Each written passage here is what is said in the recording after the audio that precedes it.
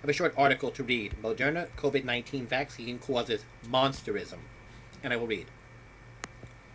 Moderna's COVID-19 vaccination, which the Food and Drug Administration (FDA) approved on 18 December, may cause recipients to experience an extremely rare but potentially lethal side effect, monsterism, a degenerative disease that ravages a victim with physical and mental deformities.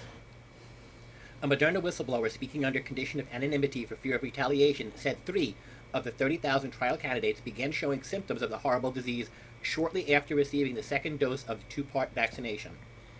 Since half of all volunteers were given a placebo, the true number of afflicted was 3 in 15,000, or 0.02%.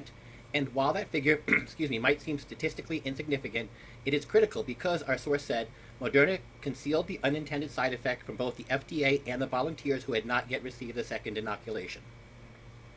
The U.S. government sponsored Moderna's vaccine to the tune of $1 billion. The first symptomatic victim telephoned Moderna 2 days following the vaccination. He complained of headaches, nausea, unusual body hair growth, and upper abdominal postprandial extensions. A Moderna representative assured him the symptoms were, quote, normal and nothing to worry about, unquote, but instructed him to seek medical attention at a local emergency room if symptoms persisted into the next morning. Quoting our source, the patient, I'll call him James, rushed to the ER the next morning. He was FUCKED. His head had grown 3 times its normal size, and his face was covered in warts that oozed a gelatinous green pus. On top of that, every tooth in his mouth literally exploded. He was rushed to the COVID-19 isolation ward, where over the next several hours he grew fur from head to toe. He looked like Chewbacca, our source said. French billionaire and Moderna CEO Steven Bancel refused to believe his company's vaccination was responsible for James's sudden transformation, and allegedly told clinicians that medical screening must have missed an underlying condition. He decided at once to strike any mention of the incident from public record and cautioned employees against violating signed non-disclosure and non-disparagement agreements. Bancel donated, quote, donated an undisclosed sum of money to several hospital administrators in exchange for their silence, promising that James's case would be an isolated incident. But 2 weeks later, it happened again. A 32-year-old woman checked herself into a local ER after coming down with a case of the fits after getting her second injection.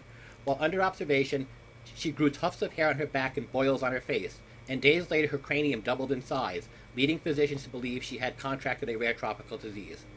Quoting our source again, when her fingernails fell out and she grew talons, the staff knew they had a serious problem. The woman got violent. She could no longer speak, not as we understand speech, and began clawing at hospital staff. They restrained her, but not before a nurse was grievously wounded. The woman was flown to the same place as the first victim. I believe they've expired, though I'm not certain.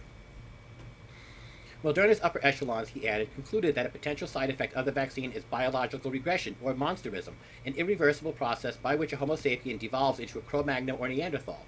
The $28 billion pharmaceutical conglomerate has buried evidence of monsterism to prevent its stock, which has quadrupled in value during the pandemic, from tanking. And that concludes the story. This is my